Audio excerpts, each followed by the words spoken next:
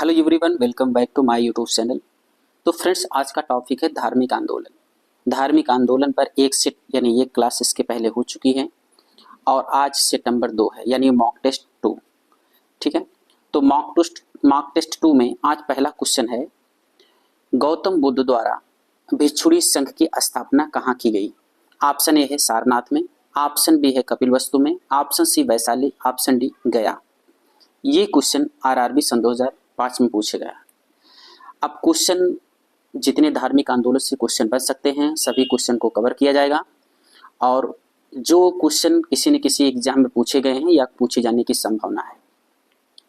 तो चैनल पर यदि आप नए हो तो चैनल को जरूर सब्सक्राइब करें और बेल आइकन जरूर दबाएं, साथ में लाइक करें जिससे हमें मोटिवेट महसूस हो और हम आपको अच्छे से क्लास प्रोवाइड कर सकें। मॉक टेस्ट 2 में आज पहला क्वेश्चन ये है, ऑप्शन दिया गया है ए सारनाथ, बी कपिलवस्तु, सी वैशाली और डी गया। तो इसके करेक्ट आंसर की अगर हम बात करें तो इसका करेक्ट आंसर हो जाएगा वैशाली, ऑप्शन सी। बुद्ध ने वैशाली में सबसे पहले अपने पहले गुरु, उनके पहले गुरु कौन थे? पहले गुरु अलार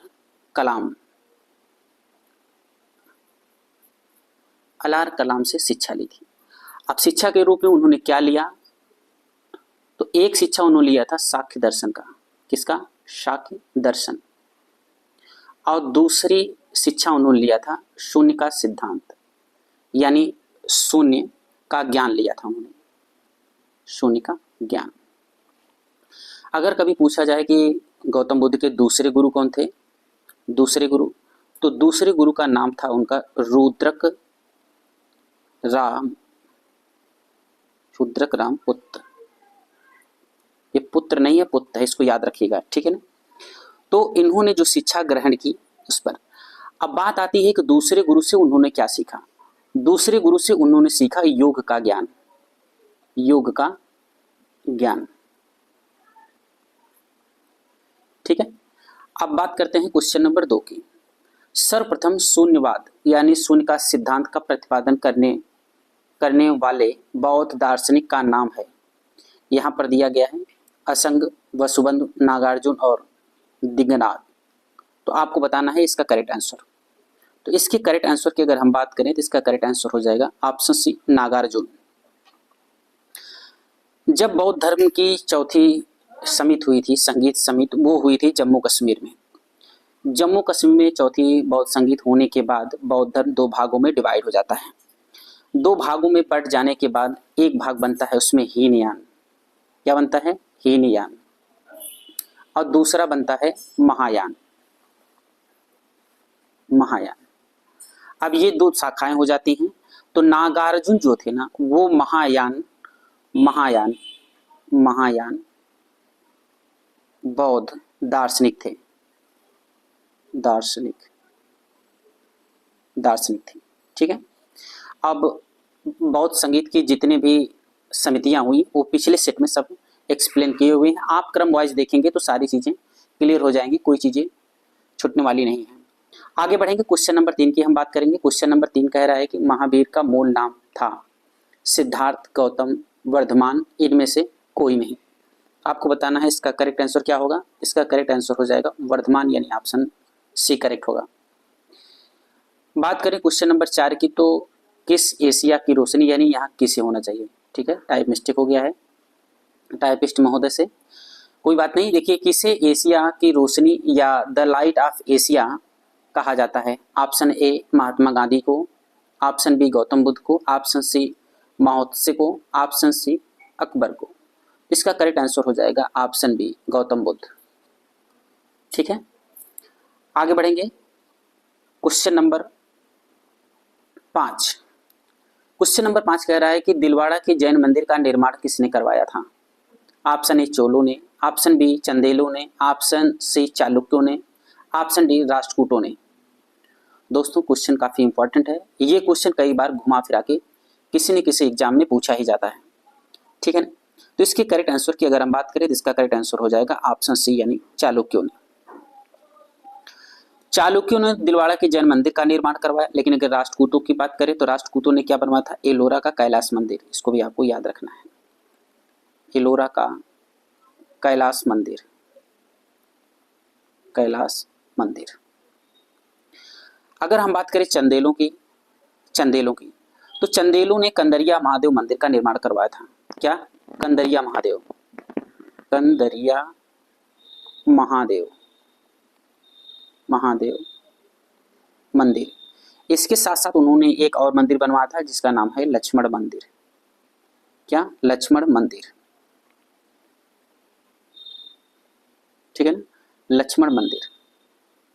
और एक मंदिर और याद रखेंगे, विश्वनाथ मंदिर, विश्वनाथ मंदिर, इसको भी आपको याद रखना है। देखिए, मान रहा हूं कि इसमें थोड़ा सा लिखने में दिक्कत हो रही है, लेकिन मैं जो बोल रहा हूं आप लोग समझ रहे होंगे। क्या है कि लिखने में थोड़ी सी मुश्किलें हो जाती हैं। आगे बढ़ेंगे। अब यहाँ एक चीज और देख लेंगे। अब यहाँ चोलों की अगर हम बात करें, चोल शासकों ने तंजौर का बृहदेश्वर मंदिर बनवाया था। ये क्वेश्चन बहुत इंपॉर्टेंट है, कई बार पूछा गया है। तंजौर का बृहदेश्वर मंदिर, बृहदेश्वर मंदिर। देखिए, मंदिर तो बहुत बने थे। एक मंदिर और इंपॉर्टेंट है, इसको भी आप याद करेंगे, एरावतेश्वर भी बोलते हैं इसको, एरावतेश्वर मंदिर। ठीक है, ये दो इंपॉर्टेंट है, अब तक पूछे गए हैं। मंदिर तो बहुत बने हैं। दक्षिण भारत में मैक्सिमम चोलों ने बहुत सारे मंदिरों का निर्माण करवाया, लेकिन जो इंपॉर्टेंट मंदिर है जैसे बृहदेश्वर का मंदिर हो गया और एरावतेश्वर का मंदिर होगा, इसको आपको याद रखना है। ठीक है, और चालुक्यों ने दिलवाड़ा का जैन मंदिर। आगे बढ़ते हैं। क्वेश्चन नंबर 6 की अगर बात करें तो नागार्जुन कौन थे? ग्रीक राजा, वैष्णव संत, जैन मठवासी, बौद्ध दार्शनिक। अभी हम लोगों ने जिक्र किया, तो इसका करेक्ट आंसर क्या हो जाएगा? बौद्ध दार्शनिक, यानी ऑप्शन डी करेक्ट होगा। आगे बढ़ेंगे। Question number 7।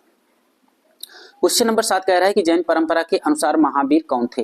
कौन से तीर्थंकर थे? पिछली वीडियो में इस पे काफी चर्चा हो चुकी है। यहाँ पर ऑप्शन है पहला, 10वां, 18वां और 24वां। तो इसका करेक्ट आंसर हो जाएगा 24वां। देखिए, ये जितने 24 तीर्थंकर थे उसमें से पहले 3 तीर्थंकर को आपको याद रखना है, दूसरे और 22वें, 23वें और 24वें। ये 5 क्वेश्चन बहुत इंपॉर्टेंट है, इसको आपको जरूर याद रखना है। सारी चीजें तो नहीं, 24 तीर्थंकर हैं तो 24 तीर्थंकरों का नाम याद, क्रम वाइज याद करेंगे तो भूल भी सकते हैं। ठीक है, और कुछ सारी चीजें रटना थोड़ा सा मुश्किल हो जाता है, इसलिए पहले तीर्थंकर को हम संस्थापक भी कहते हैं, जो कि थे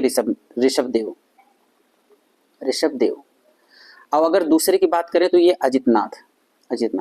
आप जब प्रीवियस पेपर सिविल का या घटना चक्र या जो भी हो यूथ का या किसी प्रीवियस ईयर आप जब उठाएंगे, पिनाइकल का हो गया, तो आप देखेंगे कि जो क्वेश्चन बने हुए हैं वो घुमा फिरा के इधर से उधर, मतलब कभी इस एग्जाम में कभी उस एग्जाम में ऐसे ही पूछा करते हैं। ठीक है, तो जो इंपॉर्टेंट है उसको तो जरूर याद रखना है, जो अनइम्पॉर्टेंट है। और कभी कभी होता क्या है कि अब जैसे तो 24 तीर्थंकर हैं, कभी कभी ऐसे तीर्थंकर को पूछ लिया कि जिसको हमें नहीं याद है। अगर 4-5 याद है तो ऐसे घुमा फिरा के देगा तो आप उसमें समझ जाएंगे। ठीक है ना। अगर 22वें की हम बात करें तो अरिष्टनेमी। कौन? अरिष्टनेमी। और 24वें कौन थे? पार्श्वनाथ। 24वें थे महावीर।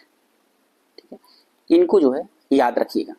ठीक है, आगे बढ़ेंगे। क्वेश्चन नंबर 8 की अगर हम बात करें, क्वेश्चन नंबर 8, तो जैन धर्म का आधारभूत बिंदु है। बिंदु क्या है? कर्म, निष्ठा, अहिंसा और विराग।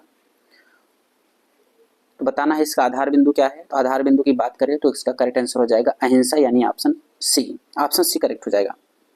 अब जैन धर्म की बात करें तो जैन धर्म में 3 ऐसे दर्शन है जिसको हम कहते हैं त्रिरत्न। क्या कहेंगे उसको? हम त्रिरत्न कहेंगे। त्रिरत्न वो कौन कौन से? पहला है सम्यक दर्शन, और दूसरे की बात करें तो सम्यक ज्ञान, और तीसरे की बात करें तो सम्यक आचरण।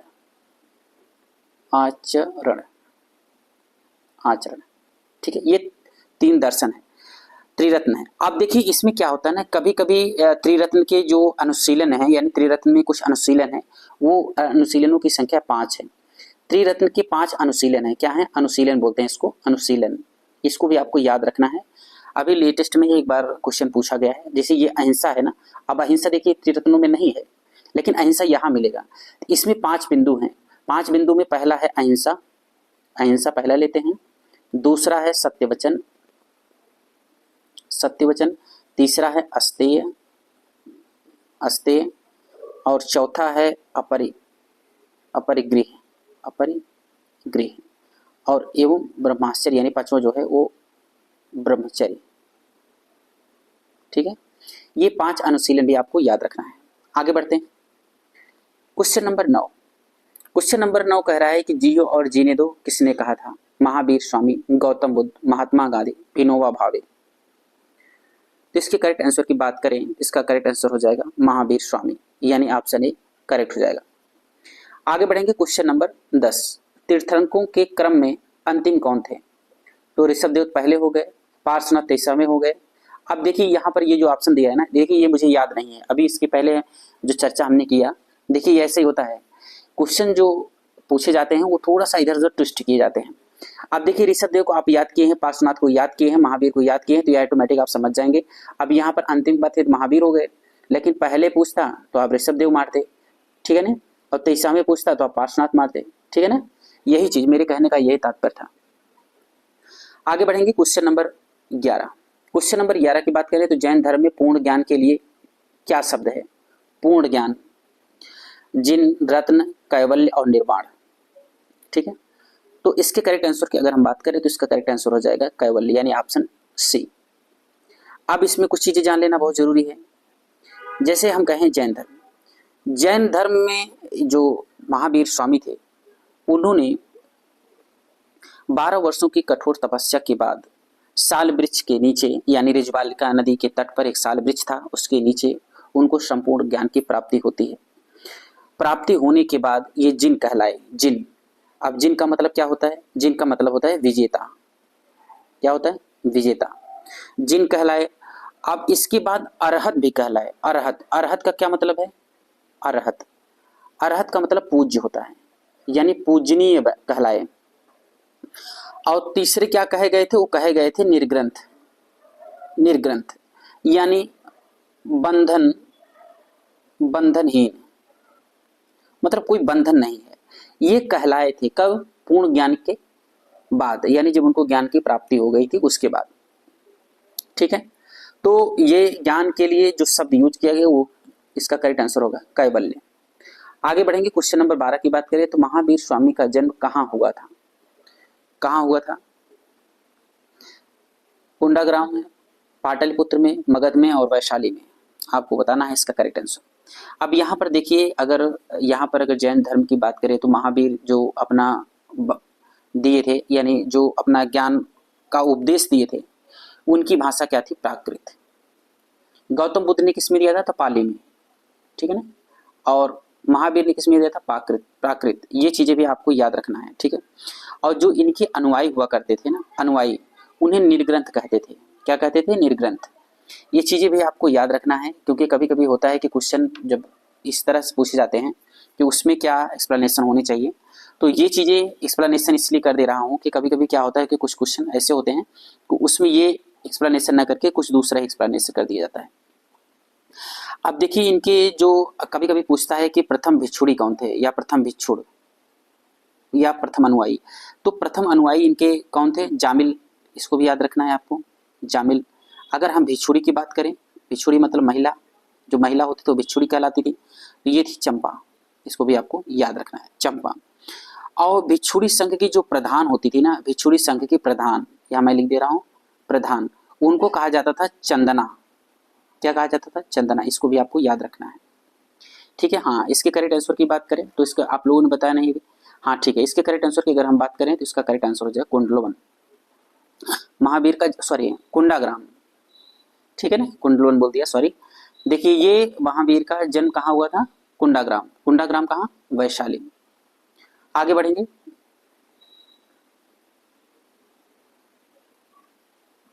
Question number 13।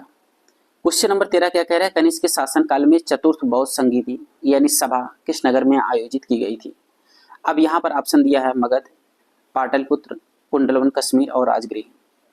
तो बौद्ध धर्म की चौथी संगीत जो है वो कुंडलवन में हुई थी, यानी कश्मीर में। ऑप्शन सी इसका करेक्ट हो जाएगा। आगे बढ़ेंगे क्वेश्चन नंबर 14 की अगर हम बात करें तो तृतीय बौद्ध संगीत कहाँ आयोजित की गई थी। अब तृतीय, ठीक है, यहाँ चतुर्थ होता है, यहाँ तृतीय है, तो इसका करेक्ट आंसर हो जाएगा क्या। अब यहाँ पर आपको बताना है कि चौथा जो हुआ था, अब यहाँ पर अगर हम लिख दें, जैसे हम कहें कि पहला कहाँ हुआ था, राजगृह में, और दूसरे की बात करें, दूसरा कहाँ हुआ था, तो वैशाली में, तीसरा कहाँ हुआ था, पाटलिपुत्र में, और चौथा कहाँ हुआ था, कुंडलवन, ये कश्मीर पड़ता है, ठीक है। अब यहाँ पर देखिए तृतीय पूछ रहा है, तो तृतीय इसमें कहाँ है, यानी तीसरा, तो तीसरा कहाँ हुआ था, पाटलिपुत्र, यानी ऑप्शन बी। और दूसरा पूछता तो वैशाली, तीसरा राजगृह और चौथा कुंडलवन, ठीक है। आगे बढ़ेंगे क्वेश्चन नंबर 15। क्वेश्चन नंबर 15 कह रहा है अशोक के शासन काल भी बौद्ध संगीत किस नगर में आयोजित की गई थी, किस नगर में आयोजित की गई थी। ऑप्शन है मगध, पाटलिपुत्र, समस्तीपुर और राजगृह। इसका करेक्ट आंसर हो जाएगा पाटलिपुत्र, ऑप्शन बी। जो पिछला सेट है, यानी जो पहला वाला मॉक टेस्ट है धार्मिक आंदोलन पर, उसमें सारी चीजें हमने एक्सप्लेन किया हुआ है, ठीक है ना। तो आप क्रम से देखेंगे तो आपको बहुत ज्यादा अच्छे से समझ में आएगा, ठीक है। आगे बढ़ेंगे क्वेश्चन नंबर 16। क्वेश्चन नंबर 16 कह रहा है निम्नलिखित में से कौन सी बात बौद्ध धर्म तथा जैन धर्म में समान नहीं है, यहाँ नहीं है, ठीक है। बीपीएससी पूछा सन 2004 में और 1 में भी। सारे क्वेश्चन इंपॉर्टेंट है, आपको अच्छे से देखना है। अब यहाँ पर देखिए क्या है, अहिंसा, वेदों के प्रति उदासीनता, आत्मदमन, रीति रिवाजों की अस्वीकृति। तो इसके करेक्ट आंसर की अगर हम बात करें तो इसका करेक्ट आंसर होगा आत्मदमन, यानी ऑप्शन सी। जैन धर्म में ईश्वर की मान्यता नहीं है, आत्मा की मान्यता है, इसको भी आपको याद रखना है। ईश्वर की मान्यता नहीं है, लेकिन आत्मा की मान्यता है।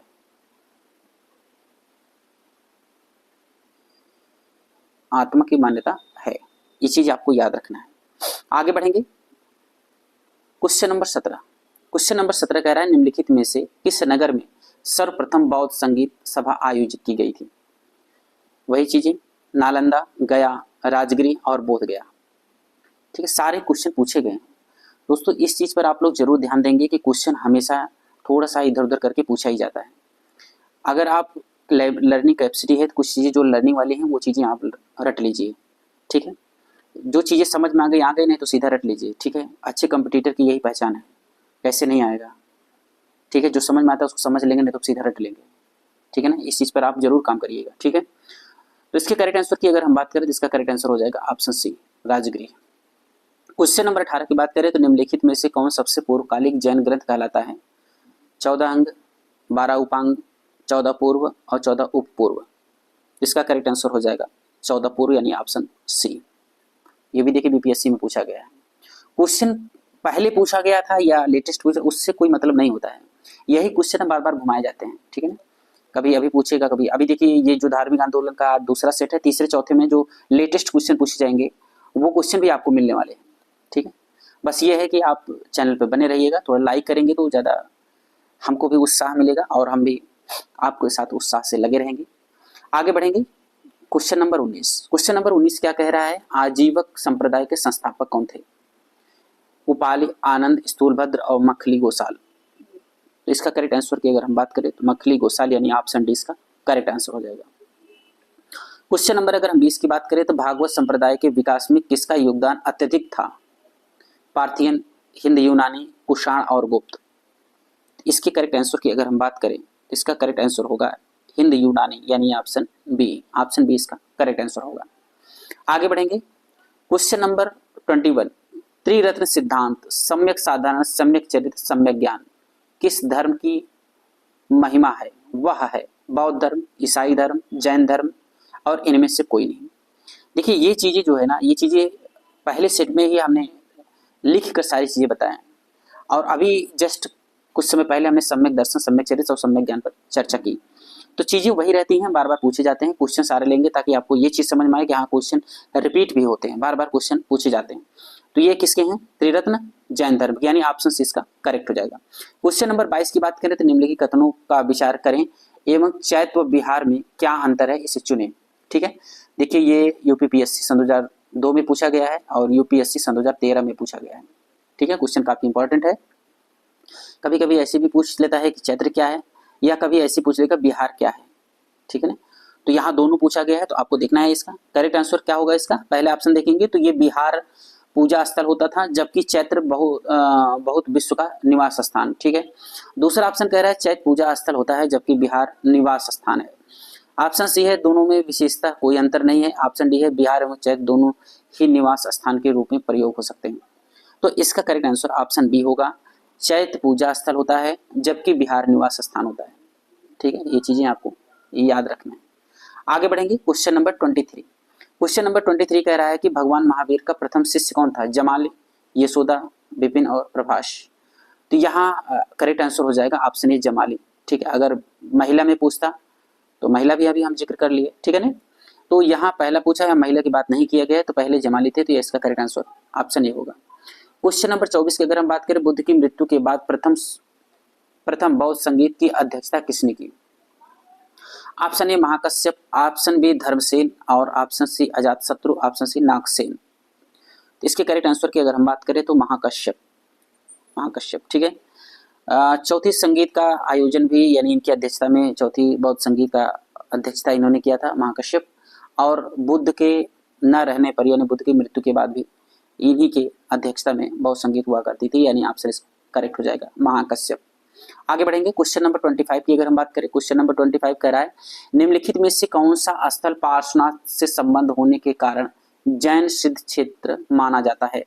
चंपा, पावा, समेध शिखर और उर्जयंत।